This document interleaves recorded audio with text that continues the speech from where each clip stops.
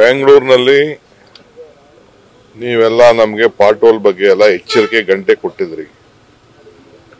ನಾನು ಬೆಂಗಳೂರಲ್ಲ, ಡೆಲ್ಲಿಯಲ್ಲೂ ನೋಡಿದ್ದೀನಿ, ಬೇರೆ ಕಡೆ ನೋಡಿದ್ದೀನಿ, ಎಲ್ಲ ಕಡೆ ಪಾಟೋಲ್ಸ್ ಇದ್ದಿದ್ದೆ.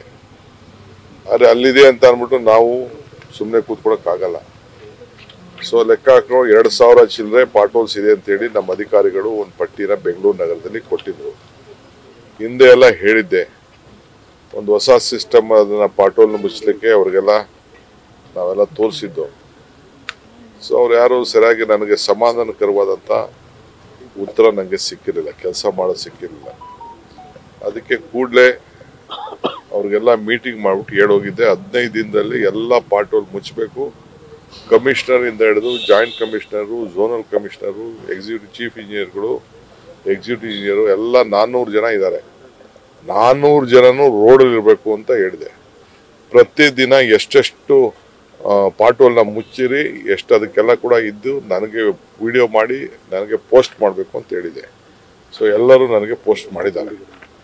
ಎಲ್ಲ ನನ್ನ ಫೋನಲ್ಲೇ ಎಲ್ಲ ನನಗೆ ದಾಖಲೆ ಎಲ್ಲ ಇದೆ, ಕಂಪ್ಲೀಟ್ ಎಲ್ಲ ಪ್ರತಿಯೊಂದು ಕೆಲಸ ಮಾಡ್ತಾ 14,307 ಗುಂಡಿಗಳನ್ನ ಮುಚ್ಚಿದ್ದಾರೆ. ಸೊ ಮೀಡಿಯಾ ಅವರು ನೀವು ಕೂಡ ಎಲ್ಲ ತೋರಿಸಿದ್ದೀರಿ, ಪೇಪರ್ಲೆಲ್ಲ ಬಂದಿದೆ, ಸಮಾಧಾನಕರವಾಗಿ ಕಾಣ್ತಾ ಇದೆ.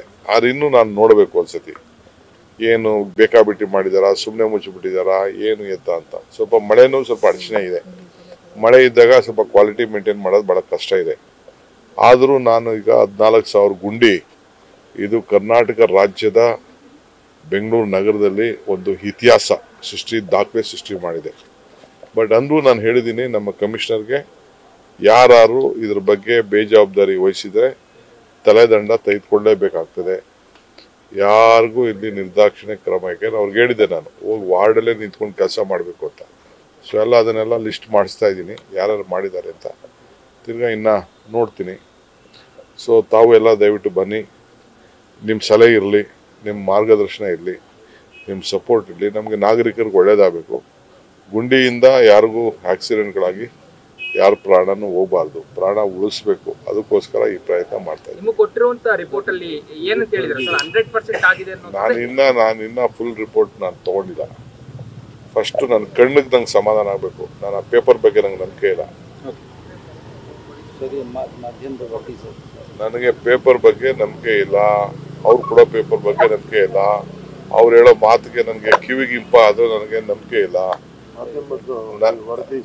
ಮಾಧ್ಯಮ ಬರ್ದಿರ್ಬೋದು, ನಾನು ಕಣ್ಣಲ್ಲಿ ನೋಡ್ಬೇಕು.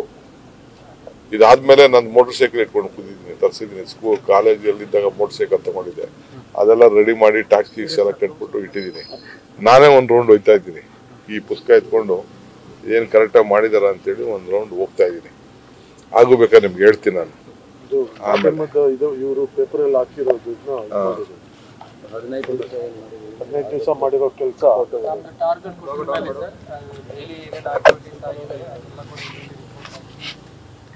ಅದೇ ನೋಡಿ, ಹಿಂದೆ ಹೆಂಗಿತ್ತು ಈಗ ಹೆಂಗಿದೆ, ಹಿಂದೆ ಹೆಂಗಿತ್ತು ಈಗ ಹೆಂಗಿದೆ, ಎಲ್ಲರೂ ಆ ರೀತಿ ಮಾಡಿಸ್ತೀವಿ. Before after.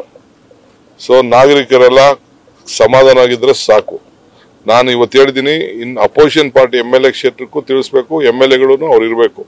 ಅವ್ರದ್ದು ಏನಾದ್ರು ಸಲಹೆ ಇದ್ರು ನಾವು ತಗೊಳಕ್ ನಾವು ರೆಡಿ ಇದ್ದೀವಿ. ಸರ್, ಈಗ ರಸ್ತೆ ಗುಂಡಿಗಳು ಸರ್, ಈಗ ಪಾರ್ಕ್ ಒಬ್ಬ ಬಾಲಕ ಪಾರ್ಕ್ ಗೇಟ್ ಬಿದ್ದು ಏನ್ ಮಾಡ್ತೀರಿ? ಹುಡುಗರುಗಳು ಪಾಪ ಗೊತ್ತಾಗಿರಲ್ಲ, ಆಗಿದೆ, ತಪ್ಪಾಗಿದೆ, ತೊಂದರೆ ಆಗಿದೆ. ನಾವು ಅವ್ರಿಗೆ ಭಗವಂತ ಅವನ ಆತ್ಮಕ್ಕೆ ಶಾಂತಿ ಸಿಗಲಿ, ಅವನದೇನು ತಪ್ಪಿಲ್ಲ.